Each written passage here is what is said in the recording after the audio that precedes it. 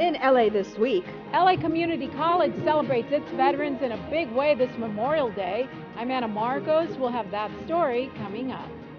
this is no average parking lot. We'll show you how it will clean and green LA's environment. That's coming up. We're here to clean up trash so the animals don't get sick. Thousands of kids are sprucing up the beaches in LA in honor of Kids Ocean Day. More coming up.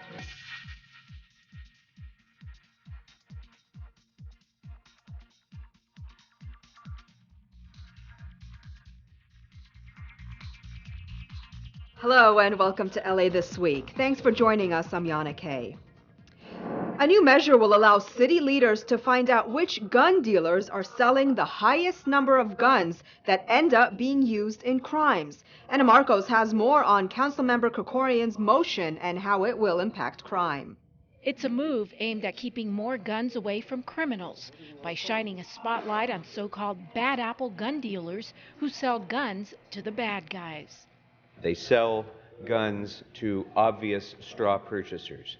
They sell guns in large numbers to people who are obviously going to resell these guns on the streets. Councilmember Paul Krekorian's measure to target the city's biggest gun dealer offenders by using LAPD gun tracing data is patterned after a study done in Chicago. That study found that 4 gun dealers were responsible for 90% of sales of guns used in crimes. The national figures are just as alarming. 90% of all guns used in crimes are sold by 5% of gun dealers. We may ask our city attorney to file civil lawsuits against them. We may prevail upon our federal officials for tighter restrictions on or investigations of these gun dealers. Enough is enough. Let's find out where these guns are coming from and let's put a stop to it. 13 council members present and much of the public supported the measure. Our son was shot at the North Valley Jewish Community Center attack in 1999, and since then we've worked hard to improve the safety of all Angelenos. And just as the measure got approval, reports started coming in of yet another LA gun crime that took 2 lives. I just received a report, unconfirmed report, that there is or has been a shooting incident at UCLA. 2 people are reported down.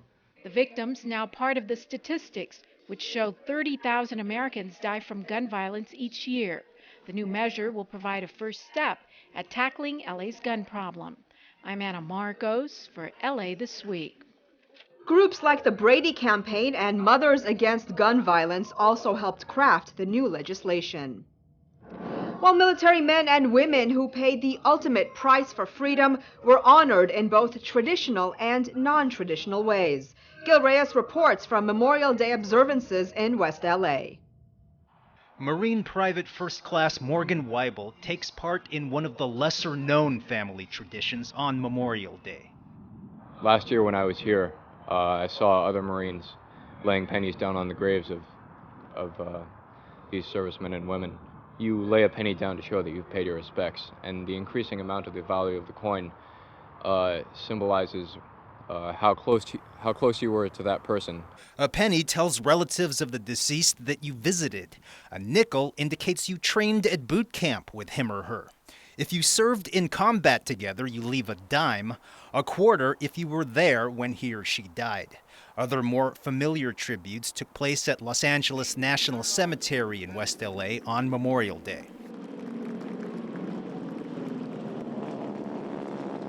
Several of the last remaining Tuskegee Airmen and New Buffalo soldiers were honored. This marked the cemetery's 127th Memorial Day observance.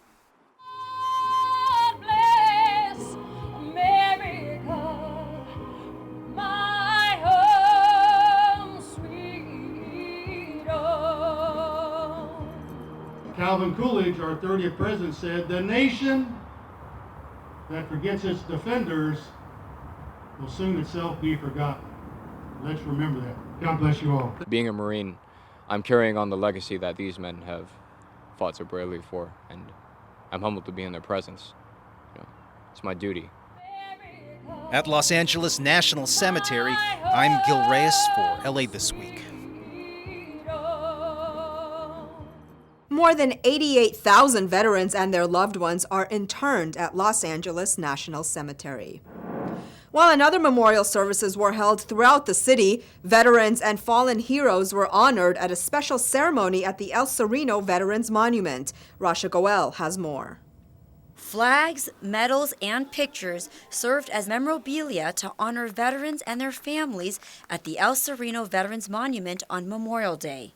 Heavenly Father, we thank you that we are able to gather here in a country of freedom, a country that honors the brave men and women that have gone before us and have given their lives so that we could enjoy every single day of our freedom. Purple Heart recipient Daniel Arguello, who served in the 25th Infantry Division of the U.S. Army, also expressed his gratitude for being honored.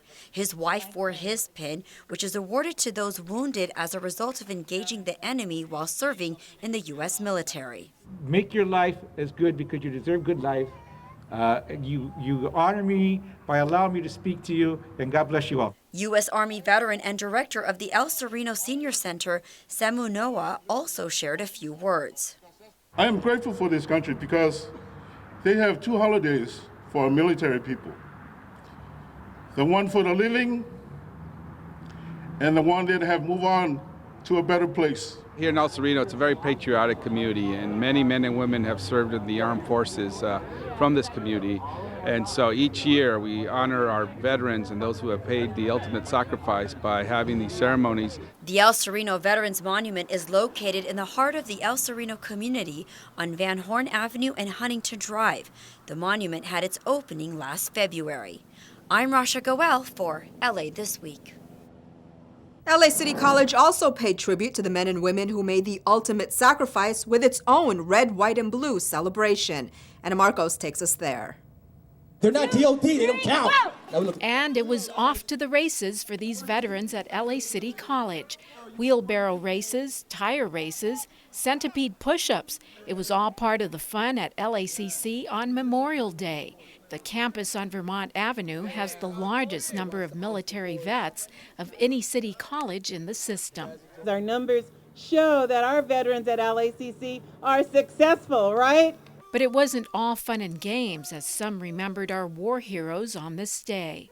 Some are no longer with us. Some have come back to find themselves jobless and homeless.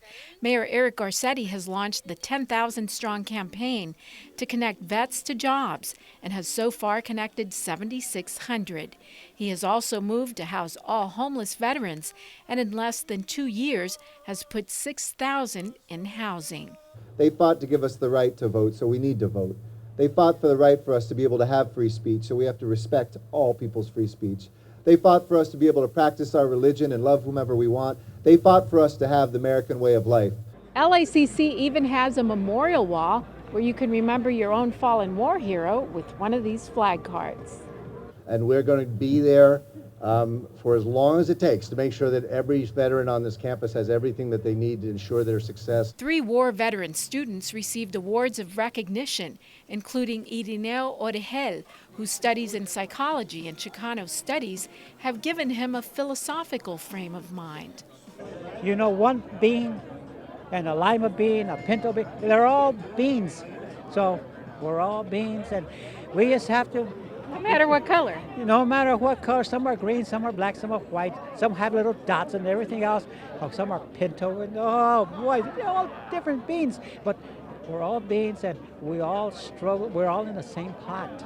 And now college and city leaders want to make sure our returning vets are part of that pot. I'm Anna Marcos for LA This Week. The event also featured booths and tables offering vets counseling, housing, and other services. Well, Mother Nature is getting a little help in South LA as city leaders and the community mark the opening of the Broadway Neighborhood Stormwater Greenway project. Anna Marcos has more on how it impacts LA's water. Anna. Yana, this may look like an average parking lot near the Paradise Baptist Church in South LA, but it's actually a brand new water recapturing project that will take 417,000 gallons of stormwater runoff and put them back into LA's groundwater. A huge welcome party for the Broadway Neighborhood Stormwater Greenway project. which will both beautify the neighborhood and make it cleaner and greener. Projects like this are great because we need to continuously implement ways to conserve water and to keep our environment clean. In the last year, crews dug up the parking lot to put in a giant filtration tank underneath to capture the water. They also built bioswales that will recapture even more water, as well as other improvements. The other thing is we installed what we call 8 dry wells. What that means is we went 50 feet down in the ground, and so when the water is flowing on the street, it comes in here, it goes 50 feet down, another place where we can capture groundwater.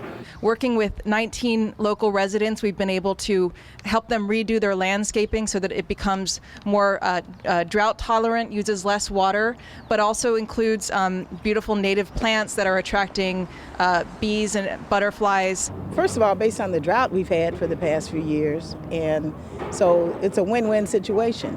It's a tool belt approach to the drought. You know, we've got to do our part to conserve water, but we also got to look where there's opportunities to replenish the water table. The council office picked up on it, provided the leadership. Others came in to water the seed. It germinated.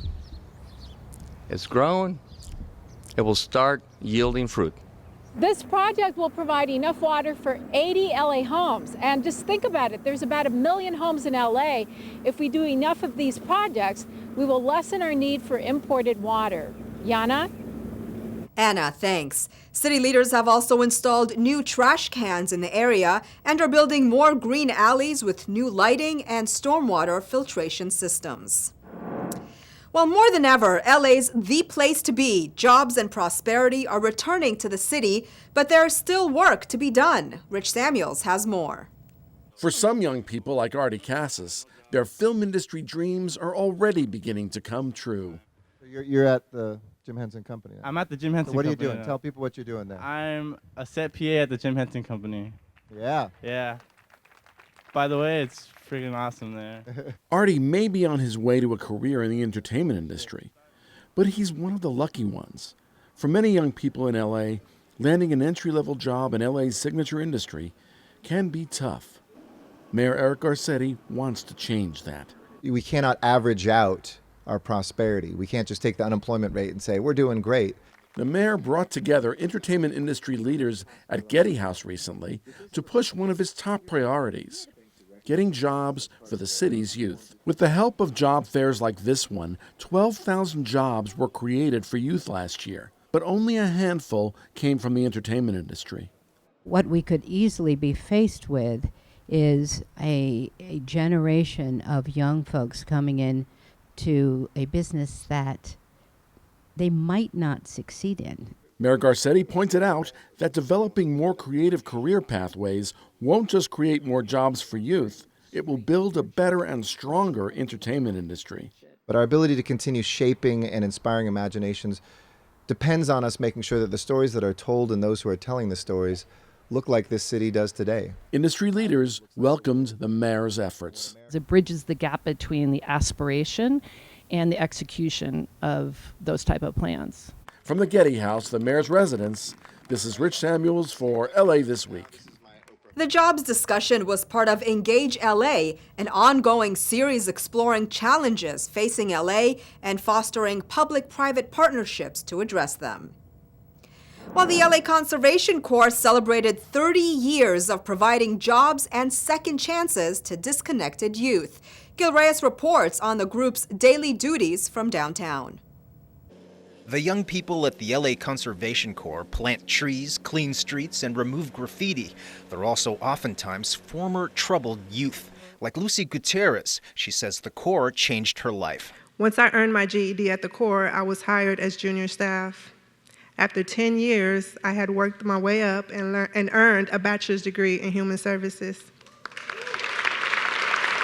Gutierrez thanks a teacher at the Corps named Larry who pushed her to succeed.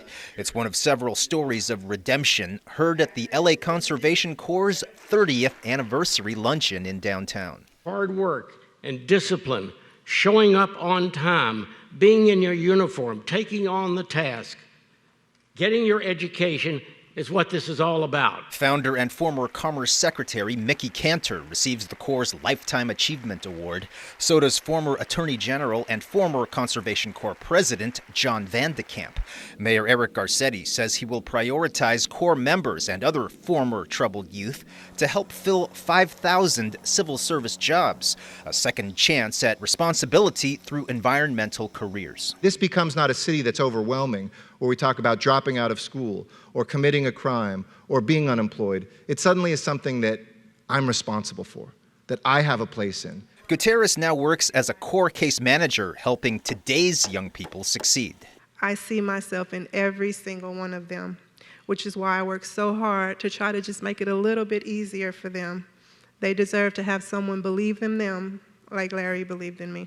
At the Conservation Corps' 30th anniversary gala at the Dorothy Chandler Pavilion, I'm Gil Reyes for LA This Week.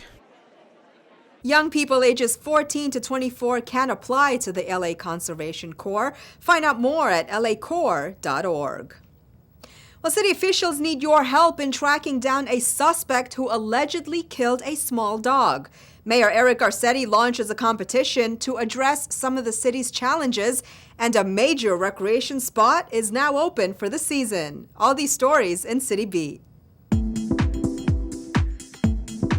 LA City Councilman Paul Koretz joined representatives from animal rights groups to announce a $22,500 reward for information leading to the arrest and conviction of a man who allegedly killed a Yorkshire Terrier in Royal Heights last month. Witnesses say the suspect punched the dog several times and threw it on the sidewalk. The suspect is described as white, about 6'2" and 280 pounds, with balding gray hair, between 50 and 60 years old. Witnesses also got this picture of the man's van, a late model silver Dodge Caravan with an off-color bumper. To me, a person that could and would do something this barbaric has an anger management and cruelty problem that makes him a potential danger not just to animals but to humans as well. If you have any information, call the LAPD at 213-486-0450. Mayor Eric Garcetti is challenging residents to help him find creative solutions to LA's most pressing challenges. Garcetti announced his inaugural Mayor's Cup competition, which will solicit proposals from student entrepreneurs and local academics to address issues ranging from beautifying vacant and blighted spaces to building affordable housing. College students, faculty members, and staff from Los Angeles colleges and universities are encouraged to enter the competition. Finalists will pitch their ideas to a panel of business and government leaders, including Garcetti. The grand prize winner will receive $25,000 and the opportunity to work with City Hall for 8 weeks to bring their idea to life. So whether you have that great plan to help us build more affordable housing, or a brilliant strategy to increase employment opportunities for low-income Angelenos, we want to put your ideas to work. Los Angeles City Council member Mitch O'Farrell kicked off the start of the Los Angeles River Recreation Zone and launched the first group of kayakers onto the historic waterway. The United States Army Corps of Engineers is permitting 2 recreation zones, one in the Glendale Narrows section of the Elysian Valley and the other in the Sepulveda Basin. O'Farrell collaborated with the Los Angeles Bureau of Sanitation to support this year's recreation zone and will contribute $50,000 to fund the program this season while creating a permanent budget for future seasons.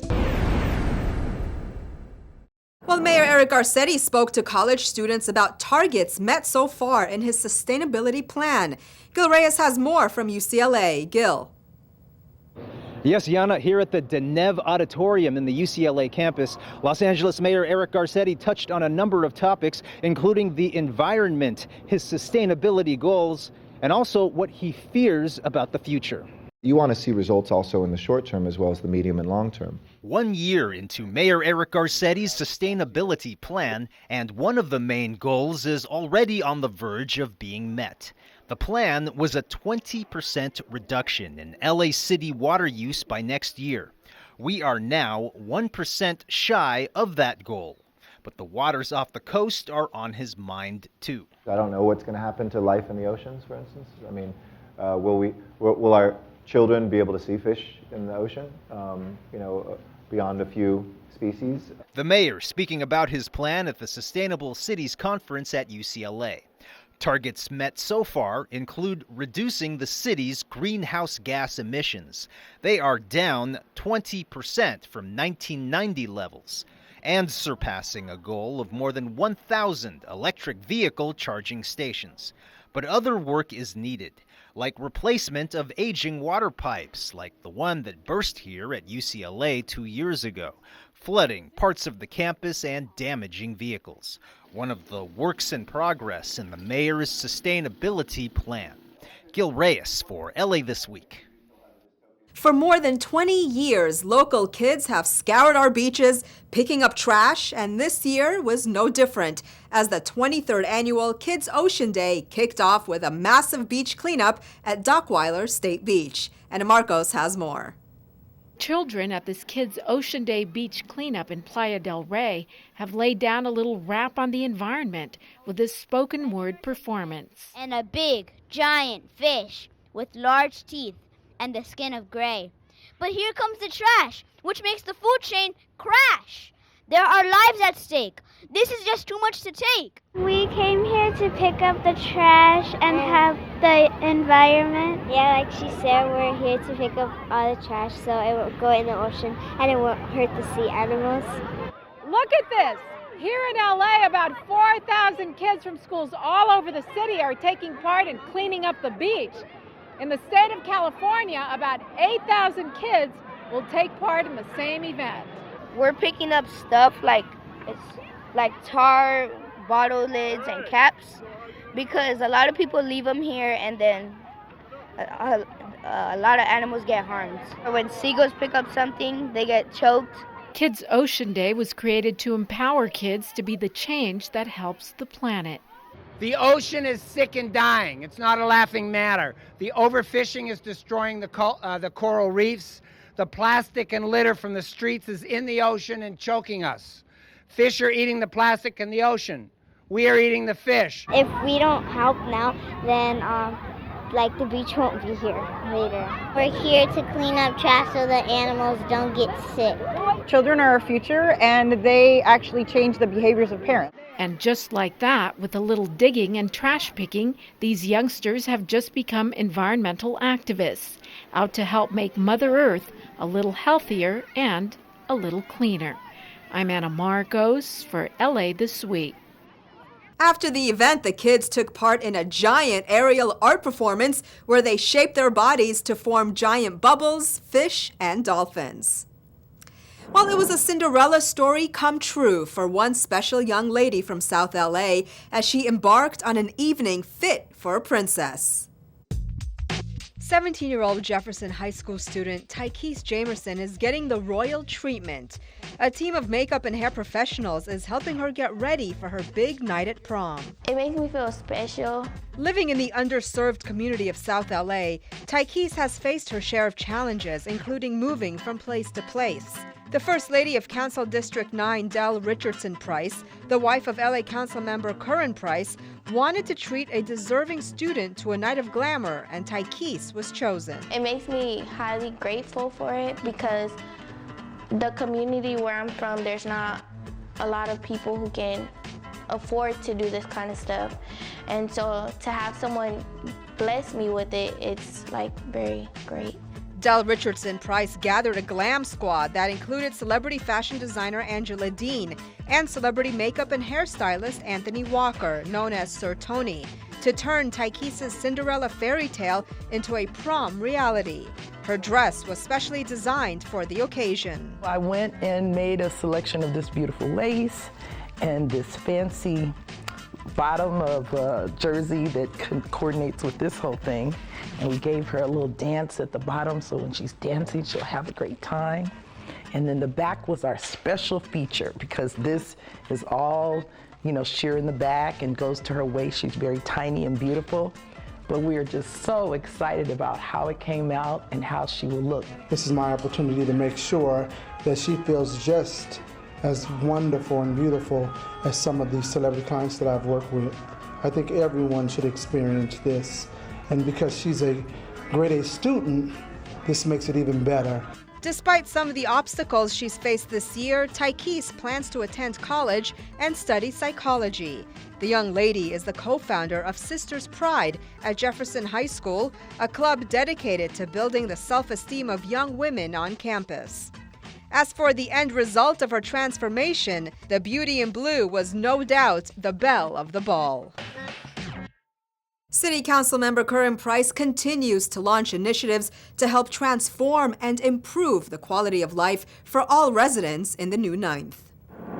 Well, take the whole family out for a bike ride along the LA River, celebrate the art of dance with a dance-along, and getting spooked is only half the fun. All this in this week's Things to Do. On Sunday, you're going to want to dig that bike out of the garage and take a scenic ride along the Los Angeles River.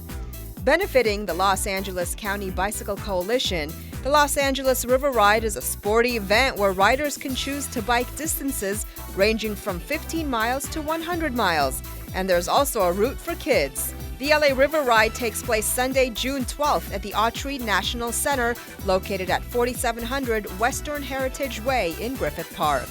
For more information, go to la-bike.org. Titled The Past, Present, and Future of Hip Hop, the Dance Camera West Dance Media Festival is hosting many events throughout the week, one being at the Museum of Contemporary Art in downtown Los Angeles. The festival includes showcases, film screenings, and dance-alongs. Dance Camera West is celebrating the art form of dance and invites you to come experience its annual festival on Saturday, June 11th at 1 p.m. For more, visit dancecamera.west.org. If you're looking to get spooked this weekend, you may or may not, depending on your liking for all things horror, want to attend the Great Horror Campout at Elysian Park. This unique event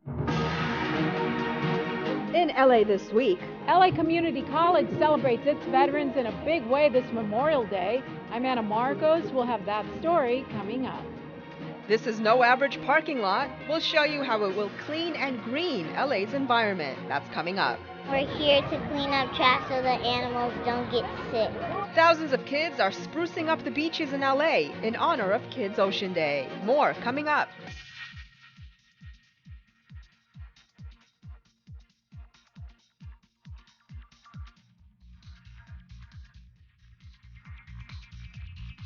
Hello and welcome to LA This Week. Thanks for joining us. I'm Yana Kay. A new measure will allow city leaders to find out which gun dealers are selling the highest number of guns that end up being used in crimes. Anna Marcos has more on Councilmember Krekorian's motion and how it will impact crime. It's a move aimed at keeping more guns away from criminals by shining a spotlight on so-called bad apple gun dealers who sell guns to the bad guys. They sell guns to obvious straw purchasers. They sell guns in large numbers to people who are obviously going to resell these guns on the streets. Councilmember Paul Krekorian's measure to target the city's biggest gun dealer offenders by using LAPD gun tracing data is patterned after a study done in Chicago. That study found that 4 gun dealers were responsible for 90% of sales of guns used in crimes. The national figures are just as alarming. 90% of all guns used in crimes are sold by 5% of gun dealers. We may ask our city attorney to file civil lawsuits against them. We may prevail upon our federal officials for tighter restrictions on or investigations of these gun dealers. Enough is enough. Let's find out where these guns are coming from and let's put a stop to it. 13 council members present and much of the public supported the measure. Our son was shot at the North Valley Jewish Community Center attack in 1999, and since then we've worked hard to